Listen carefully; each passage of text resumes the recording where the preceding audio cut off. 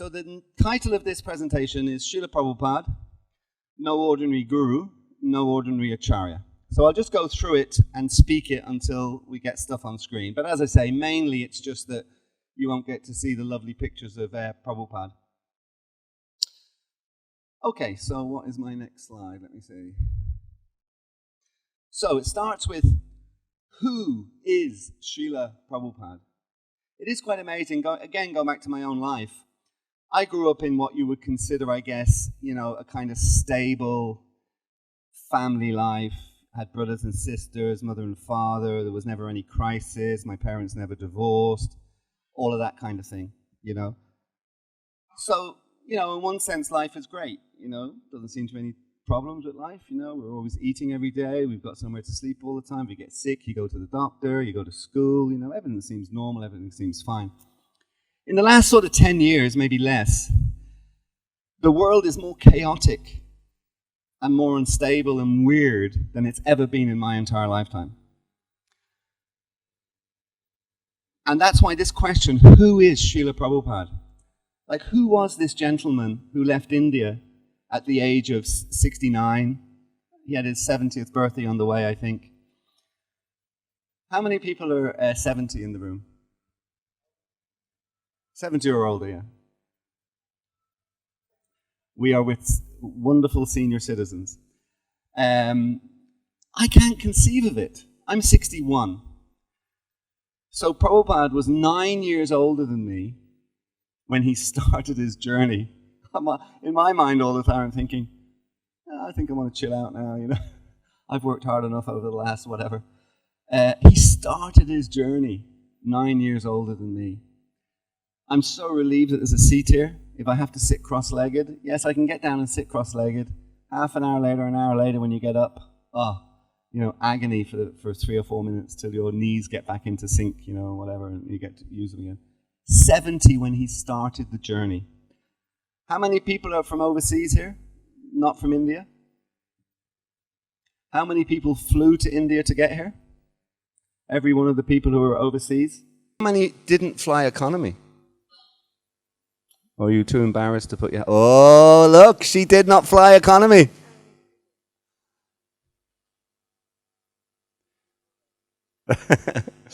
So, how did Srila Prabhupada get from India to America? On a boat. A cargo boat. I can imagine myself, going on a cargo boat now and looking in one of those cabins and thinking, oh my God, I have to stay in this place for 6 weeks? Oh my God, torture, torture, torture. Just little simple things like that about Prabhupada's journey at the age of 70 should really hit us hard in understanding this is the sacrifice that he made is just out of this world. Absolutely out of this world. So that's just half of the story. The second half is he didn't do it for himself. He didn't do it for himself. How many people in this world do anything for somebody else? Obviously there are people who do that. How many people do things for other people that aren't related to the family, or what Prabhupada calls skin disease? By the way, and I shouldn't really do this because we don't have much time, but I'm a Grihasta. I've been married for 37 years. I have an absolutely wonderful wife who, anyway, nobody knows her actually in this room because not many people know me, so you'd hardly know my wife. But she's very, anyway, I won't get this. The seminar is not about my wife. So anyway, she's a wonderful lady.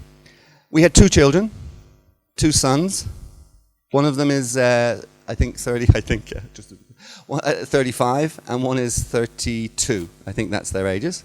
The one who's 32 has produced for us 3 grandchildren.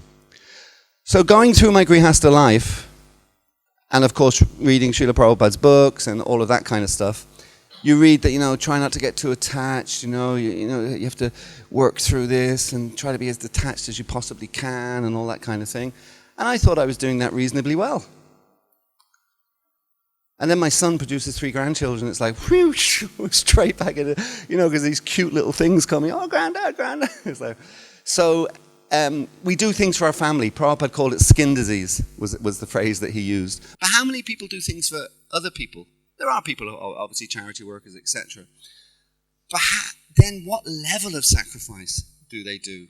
How many people start, well, Prabhupada, of course, didn't start at 70, but in terms of his journey, start that kind of at 70 years of age. And we know Prabhupada had heart attacks on the way over. So who is Srila Prabhupada? Who actually is this man, Srila Prabhupada? Where did he come from?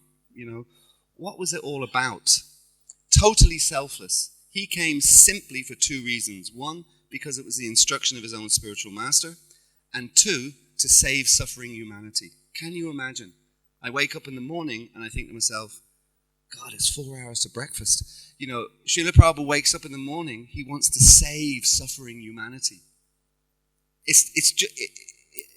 Maybe it's just that I'm such a selfish person that it makes it even more amazing for me. I don't know, you may be a lot more selfless than I am. But for me, it's just mind-boggling that a person would do that. And the yogi. Then he gets to America. And there's this story in the Lilamrita when he's walking down the streets of Manhattan or whatever to go to a grocery store to buy some boga to cook some prasadam. And he's walking, it's winter time, and he's in his dhoti. You can just imagine, little old man, probably wasn't so tall, skinny, in his dhoti, walking out. And because it's winter, it was like -5 or something. But with the wind chill factor, it was -30. -30. Prabhupada's come from India, where your average temperature is like whatever, 28 degrees or 30 degrees or whatever it might be. So here he is now finding himself with a wind chill factor of -30. Yeah, the sacrifice. So who is Srila Prabhupada? So his message and his mission was and is, I should say, the most crucial and critical message for humankind in the history of the world. Can we think of something that was more? And indeed, his life was prophetic. Now, this is another amazing thing. There's an amazing verse in the Padma Purana. Idam stanam parichaja videsham gamyate maya. And it's a conversation between Bhakti Devi. She's talking to Narada Muni. And she's saying, I will leave this place, Vrindavan, and I will travel to foreign lands to preach, I haven't got the whole thing there, to preach the glories of Srimad Bhagavatam. Now, that's in the Padma Purana, and I've talked to different devotees like Banu Maharaj and different devotees. And, But I'm told that it's part of the Padma Purana. But wherever it is, it was a conversation between Bhakti Devi and Narada Muni. And to try to date it, talking to, as I say, devotees like Banu Maharaj and others, it's very, very hard. It's very hard to pin it down when it exactly happened. But it is definitely more than 5,000 years ago. That's what you can absolutely say as a definite fact. Now, it could be 100,000 years ago or whatever, but it's definitely more than 5,000 years. So, I will leave this place, Vrindavan. Where did Prabhupada leave from? I will travel to faraway lands. When I was a kid in school, I grew up in a combination of England and Ireland, actually. And we were told when you take a globe like that of the planet and you take Dublin or London and you stick a needle right through, you come out in Australia. That's the other side of the world.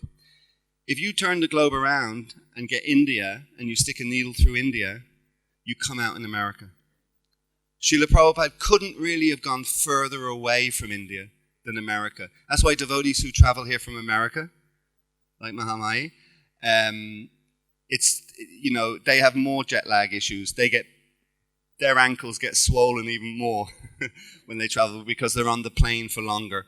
So I will leave this place, Vrindavan. That's where Prabhupada left from. I will travel to faraway lands. He traveled further away than the farthest part of the planet he could. And I will preach the glories of Bhagavatam.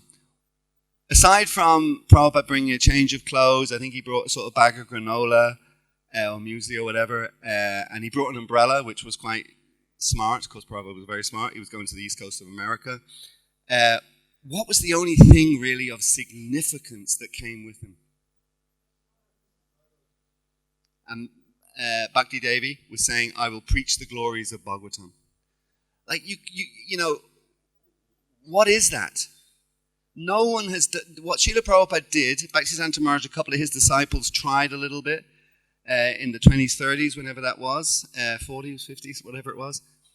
Nobody had ever done this before from the time of that conversation, however many thousands of years ago that conversation was.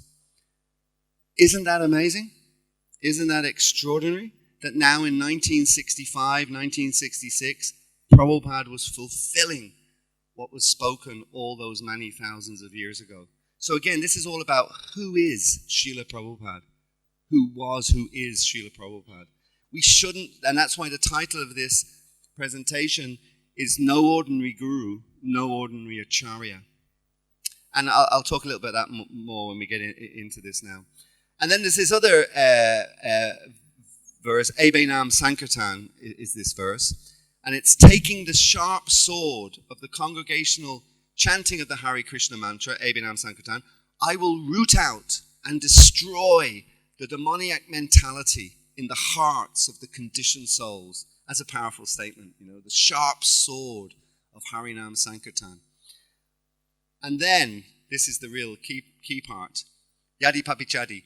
If some sinful people escape that, they manage to escape when I'm doing that, and giving up religious principles, go to far-off countries, then my Senapati Bhakta will come at that time to give them Krishna consciousness.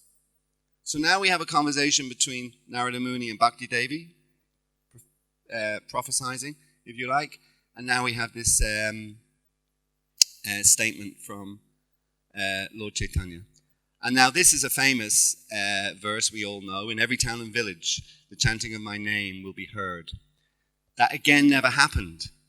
It was always contained within the India subcontinent, within India itself actually, until Srila Prabhupada took that journey. And it's also interesting, because that verse says in every town and village, the very first publicity that Srila Prabhupada got in the West, the very first time that it got into any newspaper or newsletter or magazine or whatever, was the East Village Other. And look at the headline. Save Earth now. Now, of course, Prabhupada's coming to save Earth in the context of the suffering humanity. By the way, the first night I ever stayed in the Hare Krishna temple in the ashram, very first night, I woke up in the morning, and what do? You go to the bathroom, and you're brushing your teeth. And I'm brushing my teeth with the tap running. And the devotee comes in, a minute or two later, whatever, after me, leans over and turns the tap off and says, Prabhu, you're wasting Krishna's energy. That was like 1981, I think. So, save Earth now. They're all talking about, the environment. We are the original environmentalists. We may not follow that. We may be very naughty and do things that we shouldn't do. But in terms of the concept of saving Krishna's energy, we are actually the original environmentalists. That's nothing to do with this presentation, but just to point that out. And now, so we've had now Bhakti Devi, Narada Muni, we've had Lord Chaitanya, now this famous statement from Bhaktivinoda Thakur that we're all very familiar with. Very soon the unparalleled path of Harinam Sankirtan will be propagated all over the world. Oh, for that day when the fortunate English, are there any English in the room? Probably not, because I'm Irish and they're probably staying away. English, French, Russian, German, and American people will take up banners, madongas, cartels, and raise kirtan through the streets and towns. When will that day come? That day has come. It has to expand. We have, that's the beautiful thing about Krishna consciousness, that someone like Prabhupada comes and starts his mission, and he gives us, actually there's one nice statement from Prabhupada, I don't have it on this presentation. He says, I have given you the framework. One he says, I think, I've given you the skyscraper, now fill it in. Actually, it's a little bit like the TOVP. He had that statement to his devotees, the TOVP. He said, you figure it out. It's all there in my books. You figure it out. He was talking specifically about the cosmic presentation of the universe, etc. So, an Acharya will come and he will establish something, but then he leaves us oceans and oceans of service to, make that mission bigger, better, deeper, wider, etc. It's all there for us to do. So Prabhupada has done this. We have French devotees, English devotees. We have temples in England. We have temples in France. We have temples in Russia. We have temples in Germany. We have temples in America. We have all that. That's all there. But there are still huge parts of the world where we don't have representation. And actually, even in those countries where we have representation, so, I know the UK Yatra very well, but we actually only have kind of 15 or so official temple centers. Then we have Namhatas and that. But you can go to many parts of the UK where we have nothing, where we have absolutely nothing. And how many people have had the experience of either walking down the street or being on public transport or being on an aeroplane? I was on an airplane coming to India some years back, and I'm always conscious I talk too much and I'll run out of time, but I was on an airplane many years ago coming to India, and I got on the plane at Heathrow, London Heathrow. I'd flown in over from Dublin. And when I got on the plane, there was about 20 devotees on the plane, because, Heathrow's kind of like a hub. And they were getting on, some had come from Sweden, some had come from different places, America, some had come from different places. And I always think, wow, great, Krishna may allow a plane to go down if I'm just on it, but surely he's not going to do it if there's another 20 devotees on it. He's not going to do that, So there's this kind of security having so many devotees on the plane. But the downside was, my wife that I talked about earlier a little bit, my wonderful wife, she cooked me all this prasadam. She'd cook me like puris and avocado dip and different things, all these nice savory preps, And then my mind thought, only problem now is, how am I going to eat this without them seeing me? They're going to expect me to say, That's what's going on. That's what's going on in the mind. Then I get up on my seat as soon as the seatbelt thing goes off. I get off my seat and I go around as if my intention all the time was to share it with them all, So I go around them all. Prabhu, would you like some prasadam? I'll tell you who was on it. Rarinda Shrupru was on it. Mahaduti, he's a Maharaj now, was on it. Brahma Muhurta was on it.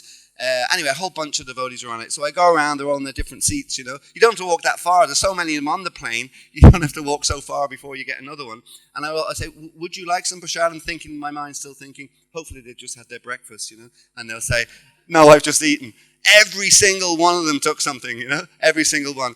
I get back to my seat, and I've got this, like, half a puri left with a little bit of avocado dip, And I sit down in my seat. I'm in an aisle seat. I sit down. And just on the other aisle there's a young lady, sort of 18, 19, 20, that kind of age, And before I can start eating, she says to me, what were you doing there? And I said, oh, these are all members of the same organization that I know some of them, my friends, And I was just, and the thing is, I don't mind. In one sense, I wouldn't have minded sort of like sneakily not distributing the prasadam with the devotees. I mean, they've had bucket loads of prasadam in their life, But she now is someone completely new. She's probably never had prasadam in her life, So then I'm thinking, oh my God, Praghosh, you're going to have to offer her some, And I said, I'm not hoping she's had her breakfast as well.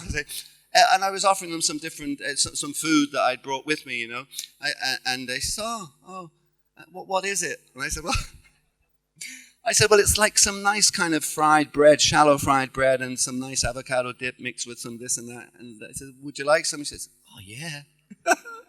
So she gets my last bit of prasadam. I talked to her on the whole flight. It was from London to Calcutta direct when British Airways used to fly into Calcutta. Literally, we didn't stop talking the whole way over. And the reason I brought this up, by the way, was that every town and village, that even where we're well established, there's many people who don't know us. So the first question she asked me when we got talking was, she says, who are you people anyway? And I says, oh, we're the Hare Krishnas. She says, the what? I says, the Hare, have you never heard of the Hare Krishnas? And she says, no. It's just amazing. It's actually amazing, She was a charity worker. She was with a bunch of her friends, Fortunately, I didn't have any more prasadam left to give them. But she was a bunch of her friends, and they were traveling to Calcutta to work with the Mother Teresa organization, some charity work that they were doing, and she was from some Christian school in either Detroit or Chicago, I can't remember which one. And we have temples in Detroit. We have a temple in Detroit, and I think we have a temple in Chicago. Never heard of the Hare Krishnas. So anyway, now Srila Prabhupada is a visionary. When he got to New York, this is amazing. Those experiences you have sometimes, I don't know, you don't have Google Maps or something, and I don't know, you're going somewhere, you get lost, and you're lost somewhere, it's starting to get dark, your phone's not working, or battery's out, or whatever it is, And you start to feel a little lonely, you know, and you start, whatever. Here's Prabhupada. He's come from India. He's never left India in his entire life. He's come to a completely different culture, a completely different kind of civilization. And he's already been here now for a number of months, and nothing's happening. Nothing happened for Prabhupada in Butler in Pennsylvania. Nothing really happened there. So he came to New York. But things didn't instantly happen for him in New York either. You know, he was struggling for a number of months. So one day he's going to this park and eating his lunch or whatever, and he used to go there on a regular basis. So one day this gentleman, Mr. Rubin, right, that was his name, Mr. Rubin, noticed him because he'd seen him a few times coming. And he decided to ask him a question, you know, who are you, whatever, and they had a conversation. And part of that conversation, Srila Prabhupada said, you know, here is a 70-year-old man, you know, with nothing established yet. He has nothing, I think he was still on the Bowery at this point. And the Bowery was in that room on the Bowery that was sort of subdivided just with kind of curtains, and there were all sorts of weirdos living in the room. There's that story also in the Lilamrita, when a journalist wants to interview Prabhupada. Maybe that's where that article came from, the East Village Other. And he wants to interview Prabhupada. So he has to make his way through this room, and there's all these, you know, this is 1960s America, mid-60s America, you know, people, you know, all the kind of like hippy-dippy movement, you know, flower power. So there's all sorts of weirdos basically in the room. And eventually he finds Prabhupada, and he says to Prabhupada, oh, are these all your followers? And Prabhupada says, no, I don't. I don't know. Don't connect me with them. So Prabhupada, you know, he's 70 in a new place like that, you know, whatever. Anyway, he's sitting there, this Mr. Rubin asked him a question, who are you, what are you doing, you know? And this is Prabhupada's response. I am not a poor man. I am rich. There are temples and books. They are existing. They are there. Just time is separating us from them. What conviction, you know?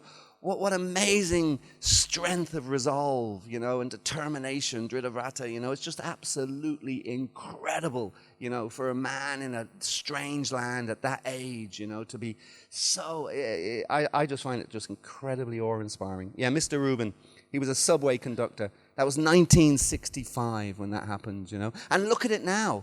When Prabhupada left, we say, and I accept the figure, it's a very convenient figure, but we say there was 108 temples. Okay, when he left.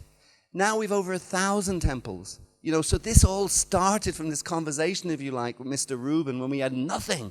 We had absolutely nothing. Prabhupada had nothing. You know, there are temples. There are, how many books have we distributed now in ISKCON?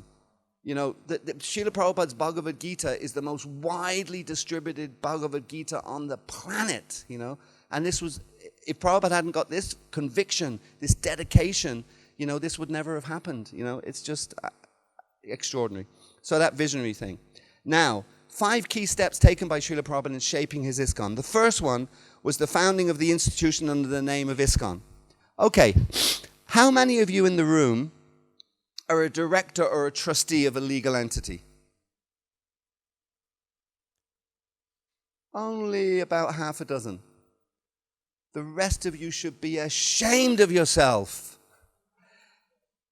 So, to you half a dozen people, I'm a director and a trustee in many or ISKCON and ISKCON-related organizations. And let me tell you, you're very smart. You should be ashamed, actually, but you're also very smart. It's an absolute pain in the backside being a director or a trustee of a legal entity. And it gets increasingly painful being illegal, particularly in the UK. Gaur Krishna Prabhu, can you confirm? They bring in the SORP regulations. Then next year they bring these other regulations in, and these other regulations. You're constantly having to, you know, jump through hoops to satisfy them to stamp you as a bona fide organization. The accounts, oh my God, health and safety. Health, whoever invented health and safety. The taxi driver from Calcutta Airport to Mayapur certainly doesn't follow health and safety. My God, you know. My guy, this time because they're building that motorway again, because every time I come, they're building motorways coming from Calcutta. But I've never actually driven on a motorway from Calcutta to Mayapur, but they're always building them, you know. I don't know what happens to them. But, you know, at one point, he, you know, because of the traffic jam, he decides that he goes on the verge, and then the next thing he's going up what looks like a sandbank. It's just dry clay, I guess, at like whatever angle. The car's at this kind of an angle, He's going up about 30 feet, Then he goes up and is on a level for about a mile. Then he comes down the other side at this incredible angle. I think, Jesus Christ. So you need a certain level of health and safety. It's kind of good, But they just bring it to there's a job they have in the UK. I don't know if you heard about it, Go Krishna. There's a job they have in the UK where they have guys or girls, men or women, going around graveyards. Old graveyards, not necessarily new ones, old ones. And they're measuring the angle of the headstone. And if it's leaning back more than 25 degrees or leaning forward more than 25 degrees, then they contact the people who are responsible for it and they have to fix it and straighten it up. Can you imagine, Okay, so Srila Prabhupada. What year did he establish ISKCON in New York City? What year did he arrive in New York City? Within 9 months of arriving in America, a country he'd never set foot in any country other than India, a country he didn't know. It's not even part of the Commonwealth because they had the audacity to have their Boston Tea Party and break away from the homeland, the wonderful Brexit homeland. Anyway, okay, so the system was different. The laws are different. The rules are different. Everything's different. And he establishes a legal entity at the age of 70 in a country that's completely different from his country. It is amazing. Absolutely amazing. But he did it. And because he did it, it means it was very, very, very important for him to do that. And very important for us to do that. So that was the first step. These key steps, the founding of ISKCON. Second, the recognition of, there we go. The recognition of the founder with the title Prabhupada. The further recognition of Prabhupada with the title, the recognition of the founder, with the title Prabhupada. The further recognition of Prabhupada with the title founder Acarya. The establishment of the GBC. And, I can say that because I used to be a GBC. I'm sorry. And then, very relevant to us here, the acquisition of land at Sridham Mayapur, the world headquarters for the construction of the TOVP. Truly inspirational. Whereas leaders are truly inspirational, well respected because of their natural flair to innovate, empower, and influence others to act in meaningful ways and ultimately change the world. Exactly what Srila Prabhupada did. That was Martin Luther King, actually. Why the founding of ISKCON? We touched on this initially. It's to deliver pure love of God to suffering humanity. That is always what should be in our mind. That is why we're in this organization. Yes, to save ourselves, but also to save everybody else. And that is the purpose of ISKCON. That's why Prabhupada came on the Jaladuta. He didn't come on the Jaladuta to do accounting or whatever. He came. However, accounting and all the supporting things that go with the establishment of ISKCON are critical. And they should never be seen as material.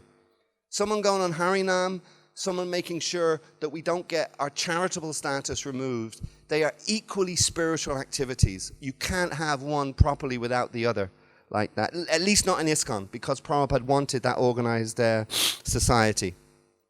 And that's just following in the example of the previous acharyas in terms of delivering suffering humanity. An institution, this is important, that will be able to deliver that, but right across time and space. I joined this movement 41 years ago. Feels like it was just yesterday. Even though all the trauma I've gone through in those 40 years, it still feels like it was just yesterday. But, I'm shuttling off this world fairly soon, relatively speaking. Could be right now. But, we're all going, we're all passing. But with it, we have to leave behind a stronger ISKCON than we joined.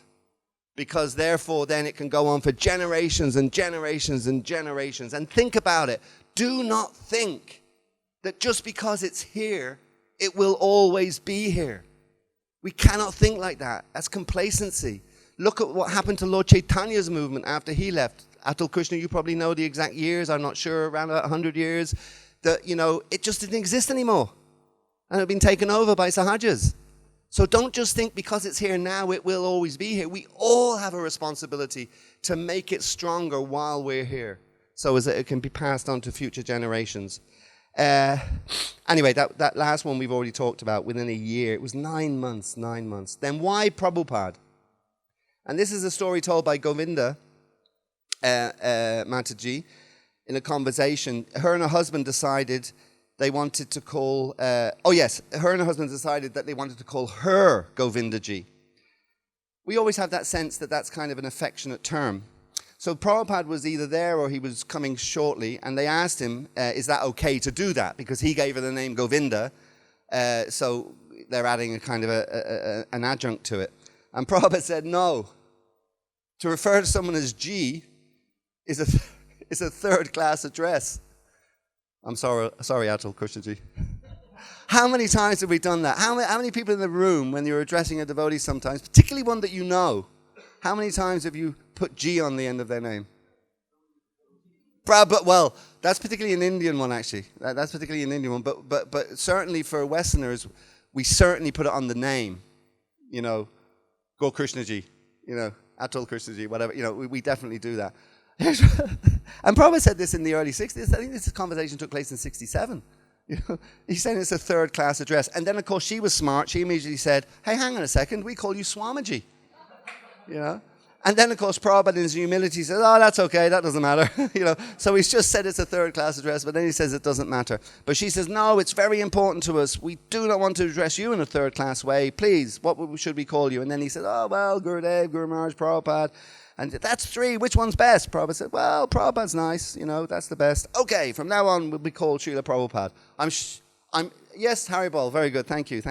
I'm sure it took at least 3 months for that to spread around the movement. Because, you know, when someone gets initiated, you know, I was back to Paul, you know, you get initiated Praghosh, you know, for the next, you bump into people for months afterwards, you know, hey, back to Paul, I'm in Praghosh, yeah, sorry.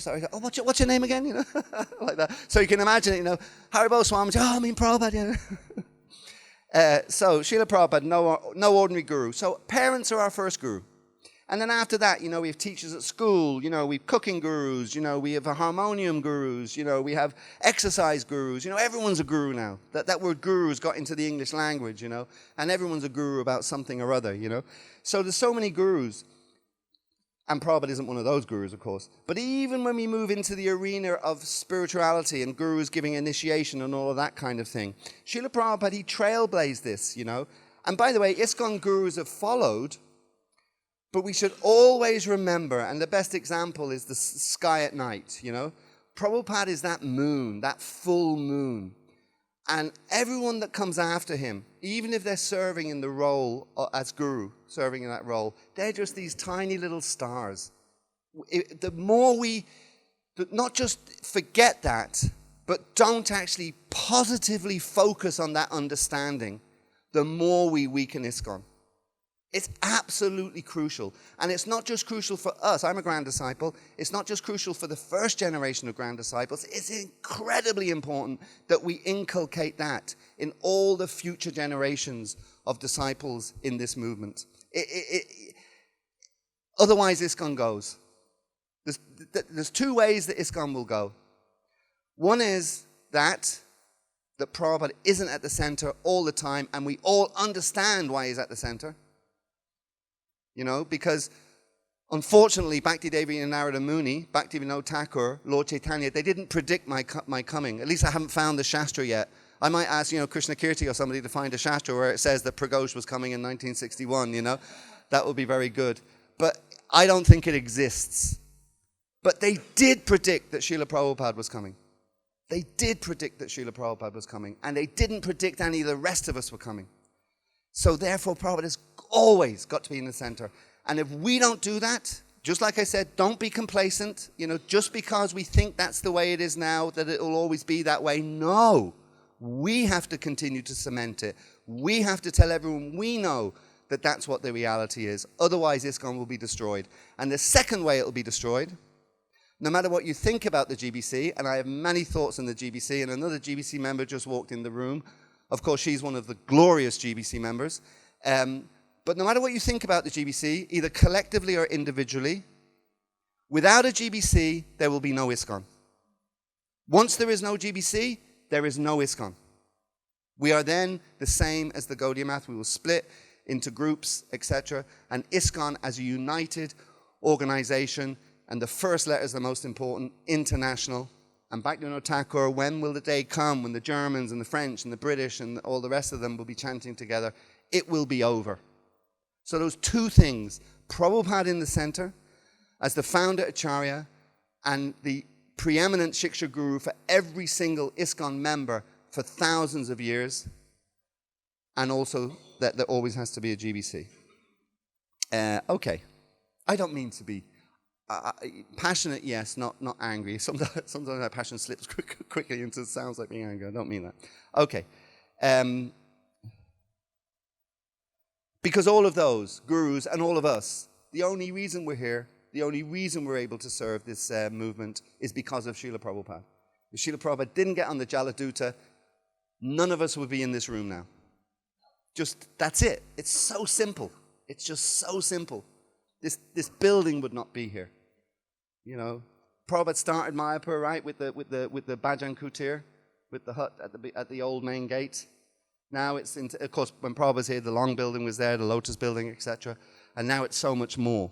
But the point is, none of it would be here unless it was for Srila Prabhupada, starting it all. Why founder Acharya? So, his example of Guru going way beyond the normal or the ordinary, rather being firmly rooted in the extraordinary, exceptional, the remarkable. And the title founder Acharya is quite rare. We have, you know, the founder Acharyas, if you like, of the four Sampradayas. Yeah, I have to go pretty quick. But other than that, there are only apparently two obscure references, at least that I could find by asking other devotees, etc., of that term founder Acharya. One was in The Harmonist, and this is the quote: "The Gaudiya Math is the instrument and counterpart of His Divine Grace, Paramahamsa Paribraj Acharya Shishimad Bhaktisanta Saraswati Goswami Maharaj Ki Jai. It lives and moves and has its being in the founder Acharya."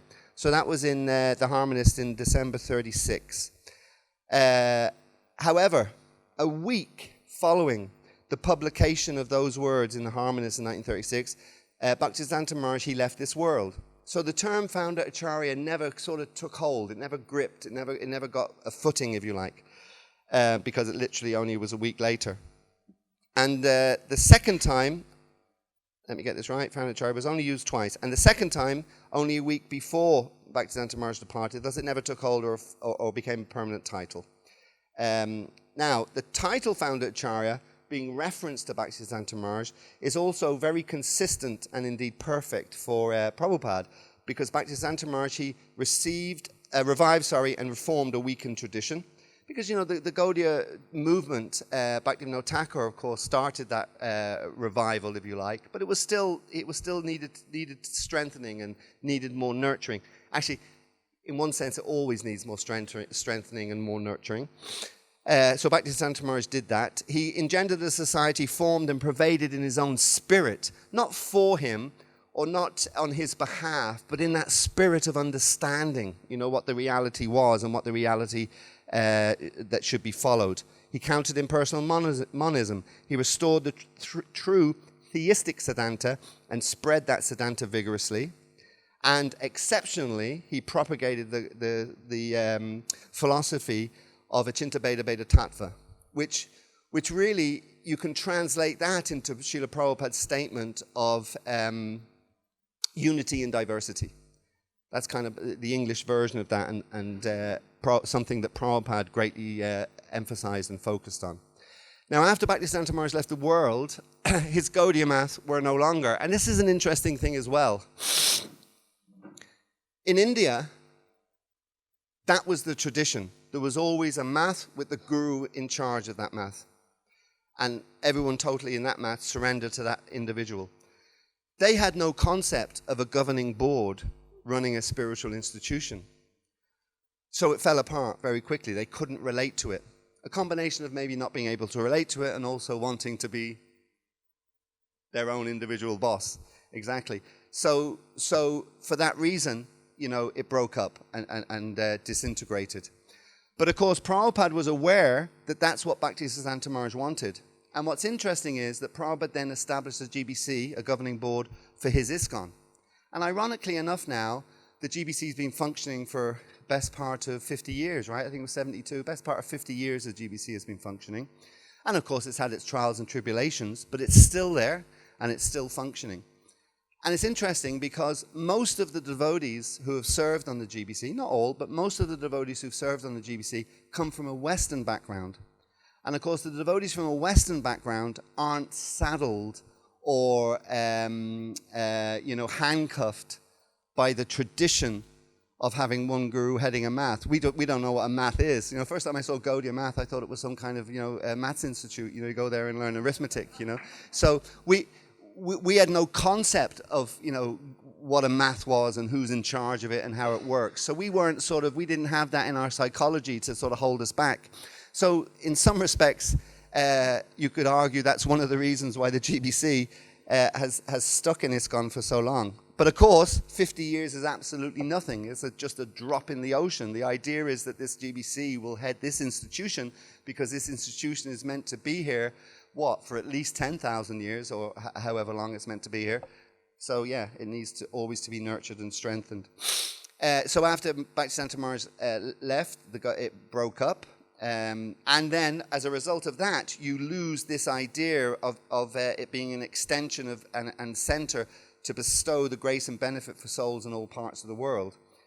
And then Srila Prabhupada is consistent with what Bhaktisiddhanta Maharaj did, therefore his servant, carrying out the order of his master, became the founder Acharya of ISKCON to have his movement fulfill the aspiration that Srila Bhaktisiddhanta had for his Gaudiya math. And Prabhupada talks about that, Even when he came to America, he was writing to his godbrothers to join him and all be part of this international movement like that.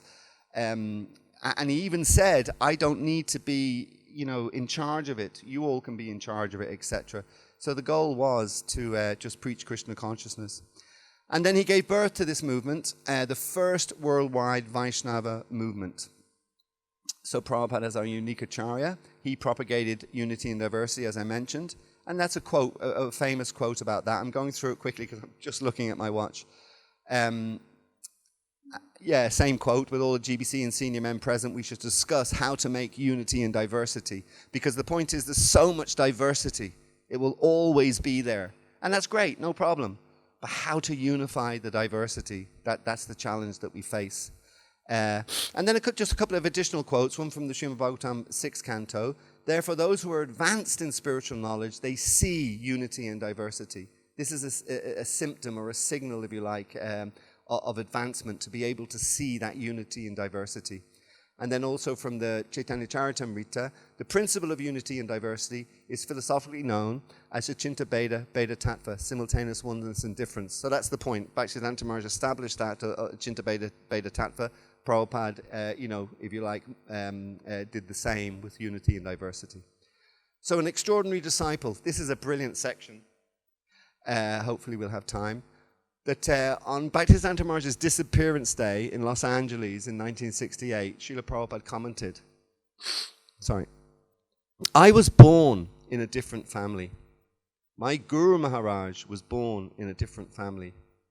Who knew that I will come to his protection? And it is amazing, I was born in England, but from 10 onwards, I grew up in Dublin, in the early 70s. I'm sitting here now in India, like Ireland's a very insignificant kind of country, sitting here now in the Temple of the Vedic Planetarium with devotees from all over the world. Like, who would ever know that these things would happen and come to pass, Dublin has a population of, actually Manu Prabhu's here, who's also from Dublin. Dublin has a population of about 1.5 million, in terms of initiated devotees. I don't know, from Dublin, over the years, maybe it's touching 3 figures. It's a tiny fraction of the population.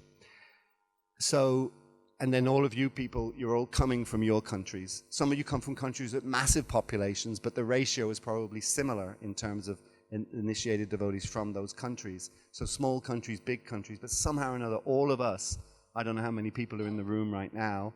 Is there, 50 or 60 or something, but however many are in the room, we're sitting here in the Temple of the Vedic Planetarium. There's a reason behind it, and we're all part of Srila Prabhupada's mission, and we should see it as an incredible mercy that's been bestowed on us. And, you know, I'm looking in the room. I don't see any, to use that English phrase, I don't see any spring chickens, you know. This lady's relatively young, actually, now I see someone relatively young. But we're all getting on, you know. We don't have much time left on this planet, you know. I've been a devotee for roughly, 40 years out of 60 years is, what's that, two-thirds, is it? Is that what that is? Or whatever the thing. But I've been an aspiring or trying to be a devotee for much longer of my life than I hadn't been a devotee. So we might as well not just remain a devotee, continue with our devotional service, but really try to offer to Prabhupada's movement and mission something substantial in the remaining years that we have. Because we're all here for a reason. Let's take advantage of it. A combination of taking advantage of it and repaying Srila Prabhupada for the incredible sacrifice that we talked about at the very beginning in him starting this movement. So anyway, he's saying here, who knew that I would come under his protection? Prabhupada saying about Bhaktisiddhanta Maharaj. And then he goes on, who knew that I would come to America? I mean, it is amazing that Prabhupada got to America. Actually, Kripa Mahaprabhu did a presentation. I meant to get it off him, actually. But he talks about the whole thing about the American government at that time, just a few years. Actually, I think it was even just a few months before Prabhupada applied for his visa for America. They relaxed the rules due to they had a shortage of doctors, I think, or something like that. And they needed to bring medical people. Anyway, they relaxed the rules on people coming in from India. If the rules had been, if they kept them rules the same, Prabhupada would not have got a visa. And he gave 3 or 4 things that happened just before Prabhupada came to America that really opened the door, if you like, for Prabhupada to be able to come. So who knew that I would come to America? And then even with when getting the visa, he had to go to Samadhi Maharaji 3 times. The first 2 times he says, go away, you know, you're too old, man, you're an old man, just go and do your bhajan, you know. But again, Prabhupada's determination, he kept coming back, and on the 3rd time she surrendered. Then on the boat, you know, the heart attacks, etc., on the way over and the difficulties. So who knew that I would want to come to America? Who knew that I'd actually make it to America when I wanted to come? But eventually he did.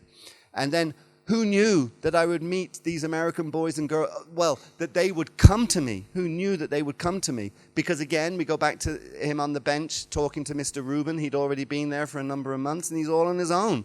Who knew that these boys and girls would come to me? These are all Krishna's arrangements. We cannot understand how these things are taking place. There's that wonderful verse in the Srimad Bhagavatam, Na yasha kahichid rajan, that nobody knows the plan of the Lord. The Lord has a plan, but nobody knows it. You know, so Prabhupada is essentially saying that here, you know, no one knows the Lord's plan. Then in 1936 in Bombay, I think I prefer Bombay because that's the name that I know throughout the whole life of Prabhupada, you know, why they had to change it to Mumbai. Calcutta is even worse, you know, Calcutta, Kolkata, yeah, okay. Okay, that's okay. In 1936, I was in Bombay, and I was doing some business. All of a sudden, perhaps on this date, the 9th of December, the date the Prabhupada is speaking, I wrote, my dear master, your other disciples, how many of us feel like this? I feel like this all the time, you know. You kind of I look in this room, you know, and particularly when you see devotees come in this room, I shouldn't really name because I don't mean to embarrass, but I see Atul Krishna Prabhu coming in, Gaur Krishna, Malati, etc., you know, Sori Prabhu, all these devotees come in and I think, my God, you know, these exalted Vaishnavas, you know, and I'm just a rascal, you know, I do absolutely nothing and they do so many wonderful things. So Prabhupada's kind of writing in that mood, you know, my dear master, your other disciples, your brahmacharis, your sannyasis, they're rendering you direct service, and I'm just you could even put the word in there, I'm just a mere householder, you know. I cannot live with you, I cannot serve you nicely, so I don't know, how can I serve you? You know, he just has that desire to serve, you know. And then that was on the 9th, so 4 days later, Bhaktisiddhanta Maharaj replied, I'm very glad to receive your letter. I think you should try to push our movement in English. That will do good to you and to the people who will help you, which is such an important point. That will do good to Prabhupada. So he's his disciple. So he's saying that will be good for you as my disciple, you know, that you try to serve me in this way. But it will also be good for those, and here are those. Here is a tiny fraction of those, of course. There's you know, I think we said in the 50th anniversary literature, there are officially 10 million people who are Hare Krishnas on the planet. Of course, when you consider there's 8 billion people on the planet, 10 million? Useless. That's why we need to expand. So we are those, what Bhaktisiddhanta is referring to those, we are the people who have come to help Srila Prabhupada like that.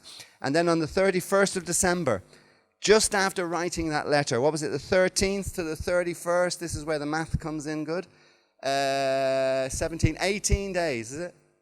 18 days, thank you. Your maths is nearly as bad as mine.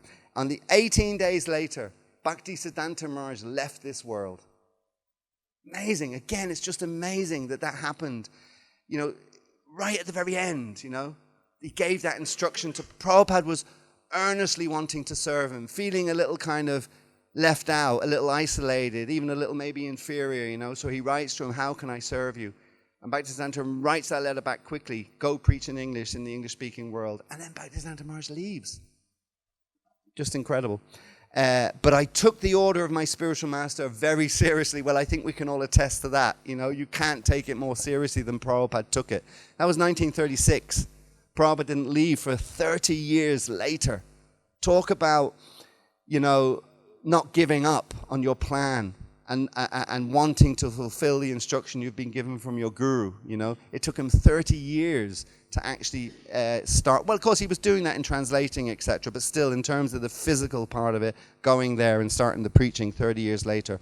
And then Prabhupada says, if we strictly try to serve the spiritual master, his order, then Krishna will give us all facility. And the converse of that is, if we do it in a superficial way, or if we do it initially in a sincere way and we're given all facility, and then we do it, then we become superficial, hypocritical, then the logic is that Krishna will take away all those facilities. So I tried in that spirit. So he has given me all facilities to serve him. Now in old age, I have come to your country. You're also taking this movement seriously, and we've got a few books now. So there's a little foothold of this movement. And that foothold now is a little stronger, a little deeper in the 50 years since Prabhupada, or 40 odd years since Prabhupada left. So that's good, because we're making progress. So on this occasion of my spiritual master's departure, I am trying to execute his will. Similarly, I shall also request you all to execute the same order through my will. And that's what it's all about, Prabhupada. It's interesting, again, go back to the guru issue, because I said it was one of the two reasons that ISKCON will cease to exist, Prabhupada was never really interested in that stuff. He was interested in what people were doing. If you read the conversation, which has become somewhat kind of contentious and whatever, where he's kind of naming those 11 devotees that, who's there, Satsrup, he can do, the East Coast of America and whoever else, some blah, blah, blah, blah. At the end of that conversation, someone pipes up a few minutes later, I can't remember who it is, pipes up and says, oh, Prabhupada, we forgot about South America. And Prabhupada says, South America? Anyone from South America? Prabhupada says, South America? No. he said, Prabhupada, we've forgotten about South America. And Prabhupada says, oh, yeah. Who's in South America? And someone says, Ridananda. And Prabhupada says, okay, he can do. It wasn't like, no, I have to think about this really seriously because this is who's going to be the guru, and the guru's such an important role. No, it was all about service, preaching, mission, bringing people to Krishna consciousness. The role of the guru, and it's a service, not a role, not a position, it's a service, is essentially to link people to the parampara. That's the service, link to the parampara. Everything else is service. And you don't even have to have a relationship with your Diksha guru. You can, of course. It's not that you can't, but it's all about your service, what you do for the mission, and the guru links you to the parampara, so it all becomes kind of bona fide. We shouldn't get distracted that the relationship with the guru is just, that's the be-all and end-all of our life. Nothing else matters. It's just like, it's just so important. Okay, so on this occasion, so execute my will through my order. So these are the 5 points that I'm going through, by the way, the 5 key things. And the next one was establishing the GBC. So in 1970, Prabhupada had his movement fulfill another aspiration, because Bhaktisiddhanta Maharaj had a GBC, forming the Governing Body Commission. And that was one of Bhaktisiddhanta's final instructions to his disciples. Srila Prabhupada was convinced that not following this order led to the disintegration of the Gaudiya math. And that's why I said the other reason is that if it ever comes that there is no GBC, there is no ISKCON. And it just doesn't matter who the GBC members are. That's all secondary or practically irrelevant. Because all the, when I became a GBC member about 21, 22 years ago or something like that. Today, in the meetings we just had here in Mayapur, at least 50% of the body is different than when I joined it. So it's constantly evolving. So the personnel are not so important in that sense. They are as spirit souls and in terms of the service they do, but in the context of the GBC, it's the concept that is so important, so critical, so vital. Because without GBC, there will be no ISKCON. So anyway, Srila Prabhupada was convinced that not following that order led to the disintegration of the Gaudiya Math. And just as Bhaktisiddhanta Maharaj had requested the GBC to succeed him, Srila Prabhupada implemented the same. And that departs from the custom of the Acarya, not naming a sole successor in his will. Hence, the first article in Srila Prabhupada's will. And talk to, are any lawyers in the room? Whew, that's a relief. I can't be sued. If you talk to any lawyer, and particularly lawyers who deal in wills, which most of them do, but if you talk to any lawyer, when you're establishing a will, the first article is essentially the most important. They're all important, but there's a hierarchy of them. And the first one is the most important. So the very first article in Srila Prabhupada's will is the governing body commission will be the ultimate managing authority of the entire International Society for Krishna Consciousness. I mean, it's gone 1:30. I'm just wondering what to do. Should we go on try for maybe 10 minutes just to try and get through? Okay. And I'm just gonna divert now because I've got another 10 minutes, just for about 2 minutes. I don't know if you're aware, but we ran into trouble in Brooklyn a few years ago, where the temple president, who will remain nameless, I'll just use the phrase temple president, wanted basically to do something there that the GBC, the local GBC, and then collectively the GBC body did not agree with. So they told him, no, you can't do that. But then he decided, no, I'm going to do that. The Brooklyn Temple was registered in a different legal name called the Bharati Center. So unfortunately it had to go to court. And court takes money and time and all that kind of stuff. Spin right to the end of it, we get this wonderful lady. Her name is the Right Honorable Judge Jimenez Salta. I don't know, we said at the beginning of this, who is Srila Prabhupada? So I'm going to use the same phrase, who is the Right Honorable Judge Jimenez Salta? I don't know. But I'm pretty sure she's going to be a disciple of Srila Prabhupada in her next life. So the whole argument was a legal one. Bharati Center is not ISKCON. It's a separate legal entity. Me and my board, the temple president and his board, want to do a certain thing. Their whole argument, their lawyers were saying, ISKCON has no business with this. And actually, strictly speaking, that's a strong argument to defeat. Jimenez Salta, I guess she comes from a Latino background with a name like that. She decided to read all the founding documents of ISKCON. Then she started reading some of Prabhupada's letters and conversations. Now this case went on for a number of years. Then she came with her final judgment. And my God, did anyone ever see the film Audrey Rose? Has anyone ever seen that film Audrey Rose? When Anthony Hopkins is giving his kind of speech, it's like a devotee giving a Sunday feast lecture. It's just absolutely incredible. It's actually like George Harrison gave a press interview on one of his LPs, All Things Must Pass, I think. I think it might have been that one. Again, it's like a devotee giving a Sunday feast lecture. So Jimenez Salta, I'm ad-libbing here. I ad-libbed in our meeting yesterday, BBT-GBC meeting, and they accepted that what I said was bona fide. I didn't stray off. We had a couple of lawyers in the room. I didn't stray off, even though I put it in my own words. Judge Jimenez Salta basically said, I have read all the founding documents of ISKCON. I have read His Divine Grace's letters and conversations on this subject. I've read some of his books. I've read all of that now. And I am 100% convinced that His Divine Grace A.C. Bhaktivedanta Swami Srila Prabhupada, this is his temple. It is not your temple, Mr. Temple President. You may think you have a legal firewall because you've got a separate legal entity, but it is all part of the Hare Krishna movement. And the Hare Krishna movement would not exist if His Divine Grace A.C. Bhaktivedanta Swami Srila Prabhupada did not travel from India to New York City, as it happens, in 1966. So whatever about some legal niceties about this, that, and the other, any movement is entitled to have different legal entities under its general corporate umbrella, even if there's not any clear legal connection between them. You were initiated by His Divine Grace A.C. Bhaktivedanta Swami Prabhupada. Get out of my court. It was amazing. It was absolutely amazing. So, I don't know why I went there. Anyway, I did. But Srila Prabhupada establishing the GBC. And she understood it. She could understand that. It's all under one authority. That's what Prabhupada wanted. He didn't want independent, separate, splinter groups. He wanted it all under a governing body that he established for the protection of his movement going forward. It's just brilliant when you get, she's a non-devotee, you know, she's a judge, I'd never met the devotees before this case, you know. It's so brilliant when you get somebody who can read Prabhupada's writings and so clearly understand that, practically clearly than some devotees can understand it, you know. It's absolutely enlightening and empowering, it's incredible.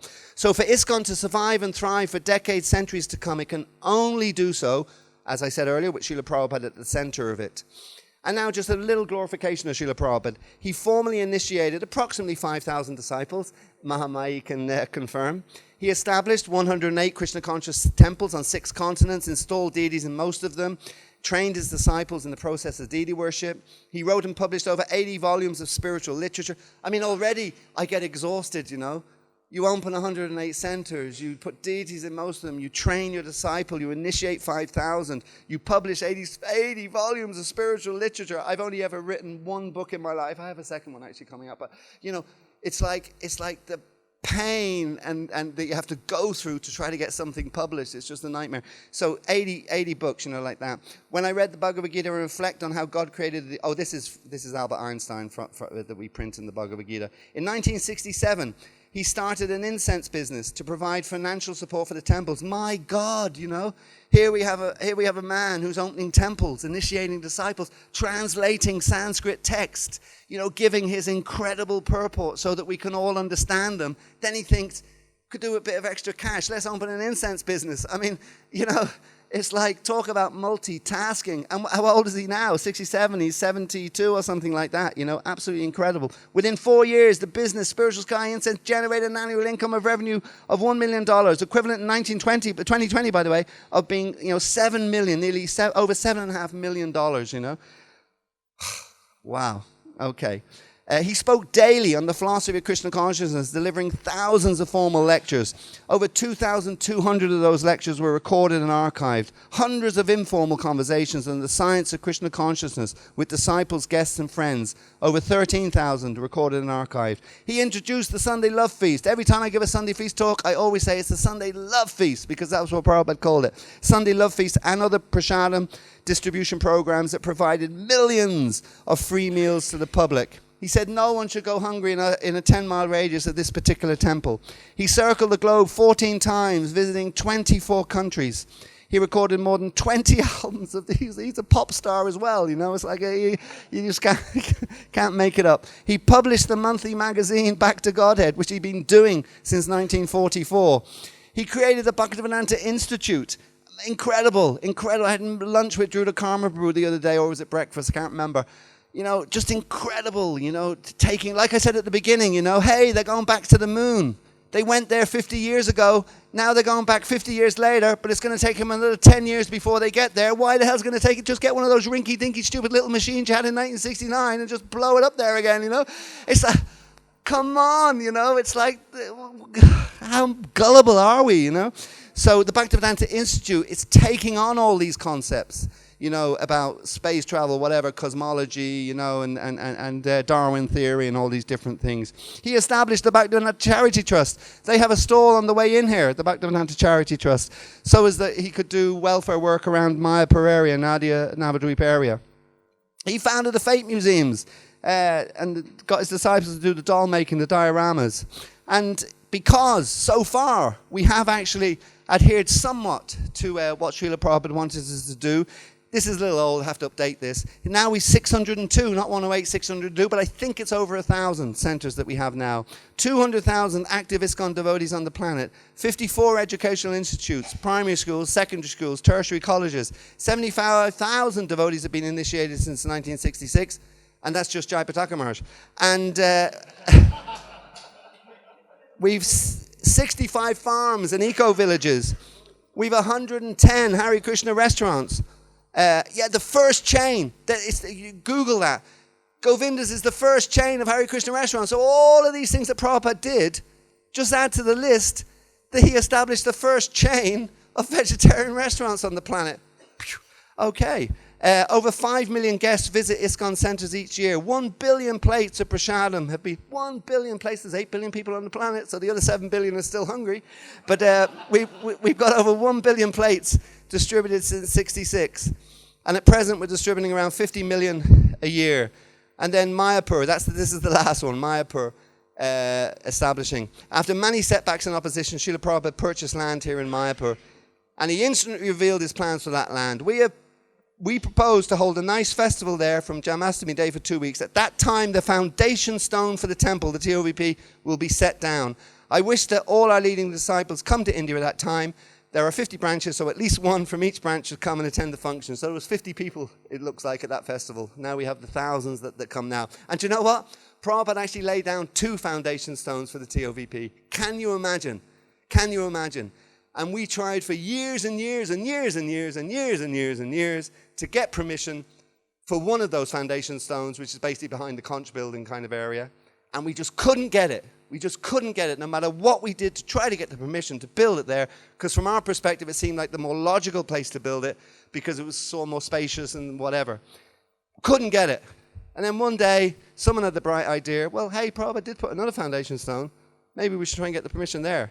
And the authorities had to give us permission for that, because it was on mandir land, whereas the other was agricultural land. And they had to give us permission, hence now we're in it. We're in that building. We could be at least 10 years further advanced, by the way, if we had just decided to build it here in the first place. But better late than never, you know. Absolutely fantastic. But Prabhupada, you know, he put 2 stones down, the just in case, you know, the just in case stone. So our central challenge, cooperation, the essence of Vani Seva, by which we attain and sustain our association with Srila Prabhupada. Cooperating together to spread Krishna consciousness, the essence of Sankirtan. And that's beautifully explained in the Acarya Mara Nahi Paya Bolo verse. The Lord Chaitanya, Krishna himself, Krishna and Radha combined, says, I felt alone and unable to do this task. I need others to help me to spread this Sankirtan movement.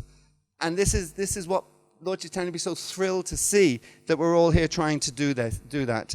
So this is our position, cooperating. Therefore, I'm getting credit. Otherwise, what could I do? Cooperation is a very important thing. Nobody should think that I have got so great ability I can do. No, it is simply by cooperation we can do very big thing. Sankirtan means many combined together chanting. United we stand, divided we fall. So be strong in pushing on Krishna consciousness, and Krishna will help. He is the strongest, still we must be combined together. That is Sankirtan, that is Chaitanya Mahaprabhu's mission, combined together. Look at that picture. Now, for this, I'm a grandfather, I think I said that at the beginning, right? And you know, these little things come along. When they're tiny, tiny little things, you can sort of not pay too much attention. But when they've got legs, well, they had legs when they were first born, actually. But when they can actually use the legs, and they walk in the door and they run, Granddad! You know, it's like, melts the heart. But here's Prabhupada. This isn't his. This isn't skin disease. Mine is skin disease. This isn't skin disease. But this is the man who has just come from India with all those struggles and goes on to do all the things that we've just gone through in this thing. But look at that smile, of love and joy, It's just incredible. Like, Prabhupada was an all-rounder, If he played cricket, he'd be brilliant. So there we have Srila Prabhupada's notable years. 1922, he first meets Bhaktisiddhanta Maharaj. 33, he receives initiation. 44, he begins the BTG. which of course came from the Sajani Toshini, which came the Harmonists and then the BTG. 55, he establishes the League of Devotees. 66, he forms ISKCON. And 77, he leaves the world. So he built a house to shelter the whole world, a small body of determined spirits, fired by an unquenchable faith in their mission, can alter the course of history. Future and truth, Prabhupada's real and living presence must be front and center to all things ISKCON going forward. And most importantly of all, to all of us, ISKCON's devotees. Srila Prabhupada, no ordinary guru, no ordinary Acarya. Srila Prabhupada, ki jai!